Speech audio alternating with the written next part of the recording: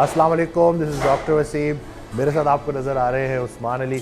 आज हम लोग ट्रेन करने लगे हैं साथ में पूरा बैक का वर्कआउट आपसे शेयर करेंगे। एक दफ़ा फिर बताता चलूँ कि इनकी एज माशाल्लाह 38 है और 38 ईयर्स में इन्होंने अपने आप को पूरा ट्रांसफॉर्म किया। इस वीडियो में हम इनकी बिफोर पिक्चर भी आपको दिखाएंगे ताकि आप में से वो लोग जो एक्सरसाइज नहीं करते वो एक्सरसाइज स्टार्ट कर दें। हमारा मकसद यही है कि फ़िटनेस को प्रमोट करना है, एक्सरसाइज को आपके लिए कंपलसरी करना है। तो बस आप देखते रहे हमारी वीडियो। आज हम बैक को ट्रेन करेंगे पूरी तरह से।